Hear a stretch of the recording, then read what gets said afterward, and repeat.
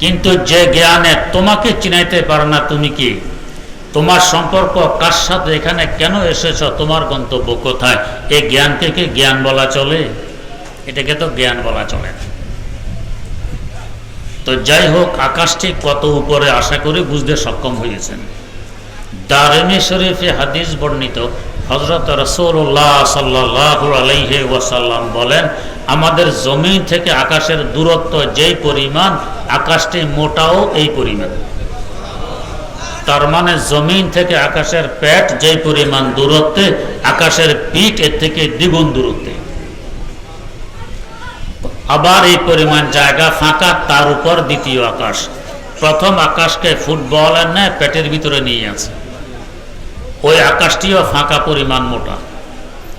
প্রথম আকাশকে দ্বিতীয় আকাশের সাথে তুলনা করলে একটি ধূলিকণার কোটি কোটি কোটি কোটি ভাগের এক ভাগও মনে হবে না। দ্বিতীয় আকাশটি প্রথম আকাশের তুলনায় এত বড়। এরপর আবার এই পরিমাণ জায়গা ফাঁকা, তারপর তৃতীয় আকাশ, ওই আকাশটিও ফাঁকা পরিমাণ মোটা। এভাবে চতুর্থ আকাশ, পঞ্চম আকাশ, ষষ্ঠ আকাশ, সপ্তম আকাশ। এই 7 নম্বর আকাশটি বাকি 6টি আকাশকে পেটের ভিতরে নিয়ে আছে ফুটবলের ন্যায়। 7 নম্বর আকাশটি কত বড় চিন্তা করুন। এই 7 নম্বর আকাশের অসংখ্য গণিত লক্ষ কোটি কিলোমিটার উপরে সিদরাতুল মুনতাহা। এই 7 নম্বর আকাশকে বেষ্টনে দিয়ে আছে ফুটবলের ন্যায়, পেটের ভিতরে নিয়ে আছে। সিদরাতুল মুনতাহা কত বড়! এই সিদরাতুল মুনতাহার অসংখ্য গণিত লক্ষ কোটি কিলোমিটার উপর দিয়ে বেষ্টনে দিয়ে আছে আমার আপনার আদি বাসস্থান, বাপের বাড়ি জান্নাত। আল্লাহ পাক বলেন, ওয়ালাকাদ রাআহু নাজলাতান উখরা ইনদা সিদরাতিল মুনতাহা ইনদাহা জান্নাতুল মাওয়া। সিদরাতুল মুনতাহার কাছে উপর দিয়ে জান্নাত, বেষ্টনে দিয়ে আছে সব কিছুকে। তাহলে জান্নাতই কত বড় চিন্তা করুন। এখান থেকে একটি প্রশ্নেরও উত্তর পেয়ে যাই। প্রশ্নটি হলো, ওলামায়ে কেরামের মুখে আপনারা হাদিস শুনেছেন যে সবচেয়ে নিম্নমানের বেহেশতিকে অন্তত এই দুনিয়ার সমান 10 দুনিয়া বরাবর জান্নাতে জায়গা দেয়া হবে। এত জায়গা পাবে কোথায়? 10 দুনিয়ার সমান জায়গায় একজন নিম্নমানের জান্নাতীকে দিবে, তো আফার ক্লাসের জান্নাতীকে তো 10,000 10 লাখ দুনিয়ার সমান দেয়া লাগবে। এত জায়গা কোথায়?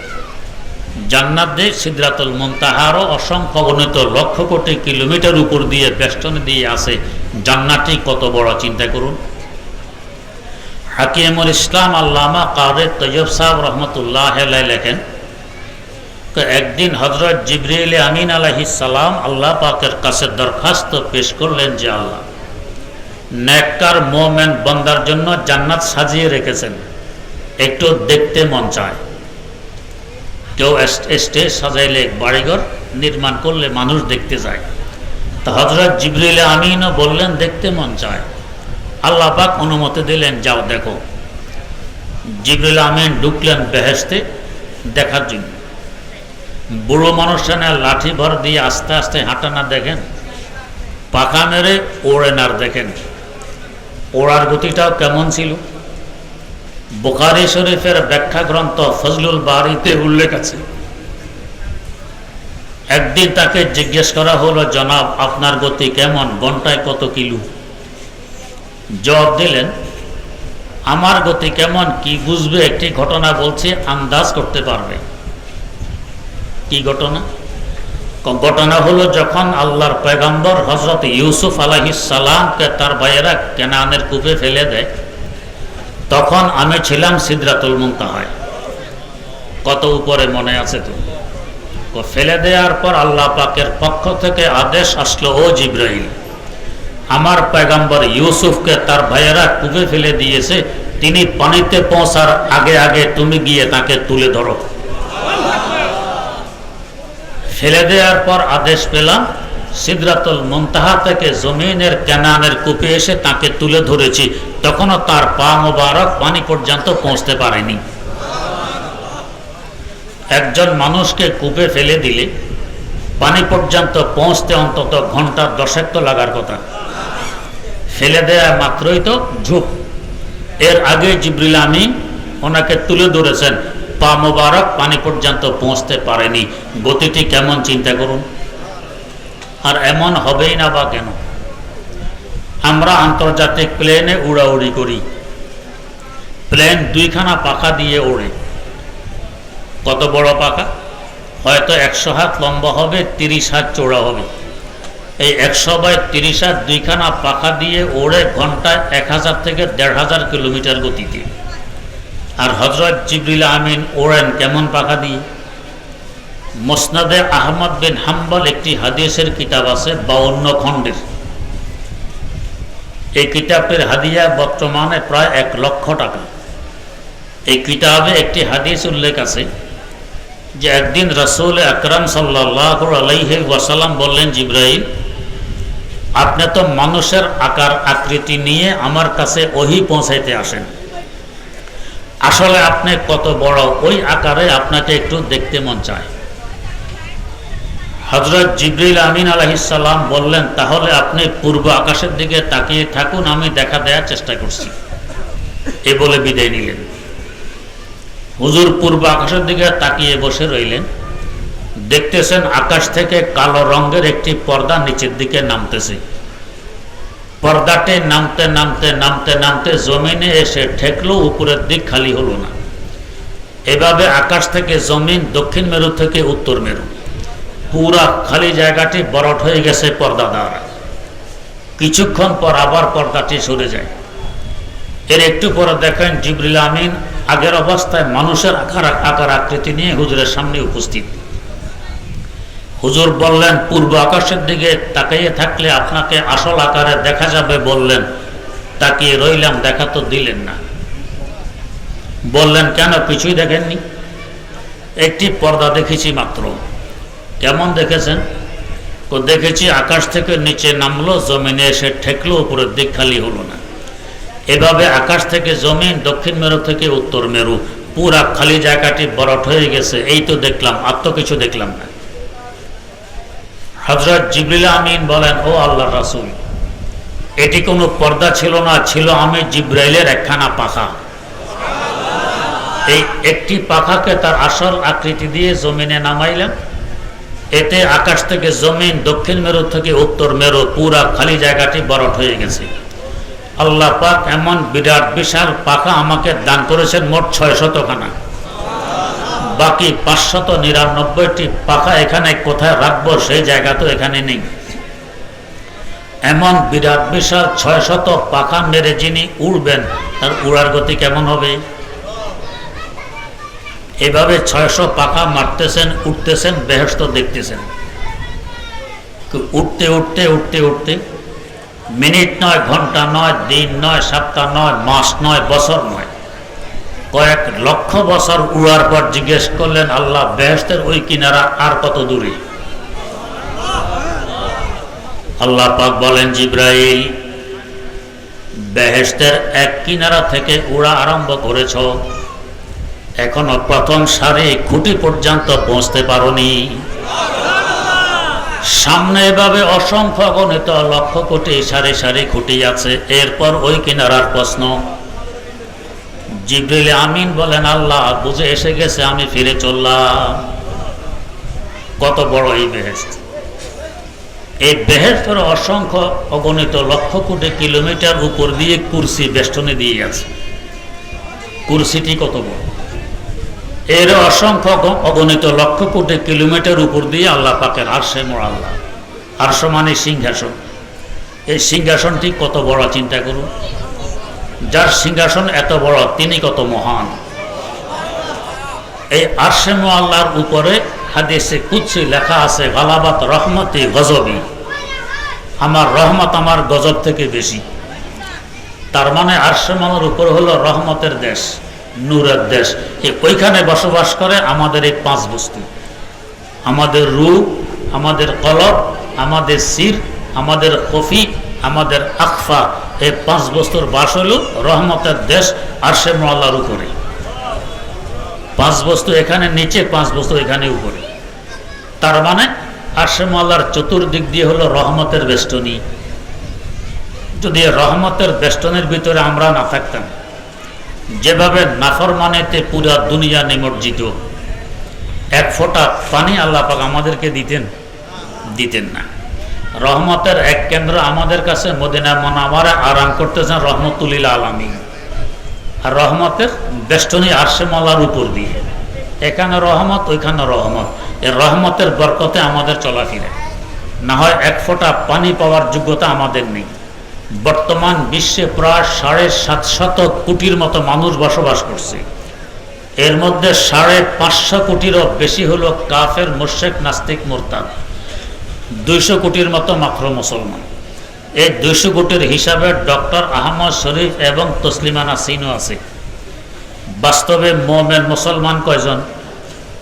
এদের মধ্যে আবার গুনাহ থেকে আমরা বাঁচি কয়জন? বলতে গেলে গোটা দুনিয়া নাফরমানিতে ডুবা। এরপরও আমাদের থাকা, খাওয়া, পড়া, সুখ, শান্তি, রিজিক সবকিছু আল্লাহ পাক দিয়ে চলছেন। এই দুই দিকে রহমত না থাকলে সম্ভব হইতো? আল্লাহর এক ওলি বলেছিলেন, আয় রব তু কারিমি ও রাসূলে তু কারিমি, আয় রব তু কারিমি ও রাসূলে তু কারিমি, সদ শুকর কে হাসতে মুমিয়ানে দু কারিমি, সদ শুকর কে হাসতে মুমিয়ানে দু কারিমি। আল্লাহ, তুমি এক মেহেরবান খোদা, তোমার হাবিব সাল্লাল্লাহু আলাইহি ওয়াসাল্লাম আরেক মেহেরবান নবী। দুই মেহেরবানের মধ্যখানে আমরা গুনাহগার, তা আশাবাদী ফেলে দিতে পারবে না। আল্লামা আলী মুসাদ্দাসের মধ্যে মুনাজাত লিখেছেন, হামনে কে হ্যাঁ আবাদ হ্যাঁ ফির আখির হ্যাঁ তোমারে, हमने कहे आबाद हैं फिर आखिर है तुम्हारे, निस्बत बहुत अच्छी है मगर हाल बुरा है, निस्बत बहुत अच्छी है मगर हाल बुरा है। আল্লাহ, আমি নেককার হই আর বদকার হই, আমার সম্বন্ধ বড় ঊর্ধ্বের। তোমার দিকে তাকাইলে আমি তোমার বান্দা, তোমার হাবিব সাল্লাল্লাহু আলাইহি ওয়াসাল্লামের দিকে তাকাইলে আমি তার উম্মত। আমার সম্বন্ধ বড় ঊর্ধ্বের, তাই আমি আশাবাদী ফেলে দিতে পারবেন। যাই হোক, রহমতের দেশের বাসিন্দা আমাদের এই 5 বস্তু। ওই 5 বস্তুর সম্পর্ক রহমতের সাথে, নূরের সাথে, নূরের তৈরি ফেরেশতাদের সাথে। আর ভিতরের 5 বস্তুর সম্পর্ক হাইওয়ান জানোয়ারের সাথে। এরা পাশবিক স্বভাবে স্বভাবান্বিত। যদি উপরের 5 বস্তুর সাথে সম্পর্ক গড়ে তুলতে না পারি, হাইওয়ান জানোয়ারের সাথে সম্পর্ক গড়ে ওঠে, তাহলে আমি শুধু মানুষ নই, আমি হাইওয়ান জানোয়ার থেকে অনেক নিকৃষ্ট। আল্লাহ পাক বলেন, উলাইকা কাল আনআমে বাল হুম আদাল। আর যদি নূরের তৈরি ফেরেশতাদের সাথে সম্পর্ক গড়ে তুলতে পারি, তো তাহলে ফেরেশতাদের থেকে আমার মর্যাদা আরো বেড়ে যাবে। তাই বুজুর্গানে দিন বলেন, আযম আল্লাহ একে বারাদারি ওয়াজবাহা ইয়ামনি জোহাম, আজমালা একে বাহারাদারি ওয়াজবাহা ইয়ামনি জোহাম, বগজারাজ এসে বাহায়েম কেজমালা একে বগজারি, ওয়ারশাওয়াদ খাসলাত তোরা নসলে বাহায়েম আয় বাশার, খারো আজ হায়ওয়ান সবি হেসে মালা একে বগজারি। হাইওয়ান জানোয়ারের সম্পর্ক যদি আমি ঠিক রাখি, তাহলে হাইওয়ান জানোয়ার থেকেও নিকৃষ্ট। আর ফেরেশতাদের সাথে সম্পর্ক যদি গড়ে তুলতে পারি, ফেরেশতা থেকে আমি উৎকৃষ্ট। উপরের 5 বস্তুর সাথে সম্পর্ক গড়ে তোলার নাম আত্মাকে বিশুদ্ধ করা। এখন প্রশ্ন, এত উপরে আমি সম্পর্ক গড়ে তুলব কিভাবে? সূর্য আমাদের পৃথিবী থেকে 9,30,00,000 মাইল উপরে। এই সামিয়ানার নিচে গিয়ে সূর্যের রৌদ্র ঢোকে না। কিন্তু বাইরে যদি একটি আয়নাকে সূর্যের মুখোমুখি করে তার প্রকাশ ভিতরে ফেলতে চান, পারবেন কিনা? পারবেন। আয়নার মাধ্যমে রৌদ্র ভিতরে ঢুকবে। আকাশের সূর্যের দিকে যেভাবে তাকানো যায় না, আয়নার ভিতরে সূর্যের দিকেও তাকানো যায় না।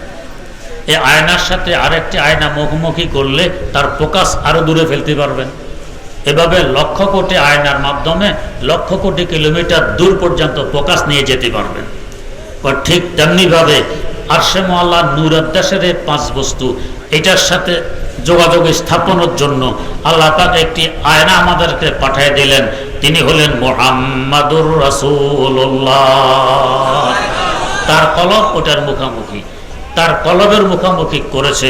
সাহাবা কেরামের কলব এরা নুরানি, সাহাবা কেরামের কলবের মুখোমুখি তাবিইনের কলব এরা নুরানি, তাদের কলবের মুখোমুখি তাবে তাবিইনের কলব এরা নুরানি। এভাবে আস্তে আস্তে বুজুর্গানের দিন হক্কানে পীর মাশায়েখদের মাধ্যমে আমাদের পর্যন্ত সেই নূর এসে গেছে। আমরা যদি একজন হক্কানে আল্লাহর ওলির সাথে সম্পর্ক রেখে তার কলবের সাথে আমার কলবের যোগাযোগ করাই দিতে পারি, এই মধ্যখানের হাজার হাজার কলবের মাধ্যমে আরশে আল্লাহর উপরের নূর আদেশের 5 বস্তুর সাথে আমার ভিতরে 5 বস্তুর যোগাযোগ সহজে হয়ে যাবে। তাই বুজুর্গানের দিন বলেন, রক্তে দাড়ি সিনারা বা সিনায়ে, রক্তে চোবা আয় নায়ে বা আয় নায়ে, রক্তে চোবা আয় নায়ে বা আয় নায়ে। আয়নার সাথে আয়নার যোগাযোগের মাধ্যমে লক্ষ কোটি কিলোমিটার দূর পর্যন্ত সূর্যের আলো নিয়ে যাওয়া যায়। কলবের মতো আয়নার যোগাযোগের মাধ্যমে লক্ষ কোটি কিলোমিটার উপরের 5 বস্তুর সম্পর্ক নিচের 5 বস্তুর সাথে সহজে গড়ে তোলা যায়। আল্লাহ রাব্বুল আলামিন আমাদেরকে তৌফিক দান করুন। সুবহানাল্লাহি ওয়া বিহামদি, সুবহানাকাল্লাহুম্মা ওয়া বিহামদিক, আশহাদু আল্লা ইলাহা ইল্লা আনতা, আস্তাগফিরুকা ওয়া আতুবু ইলাইক।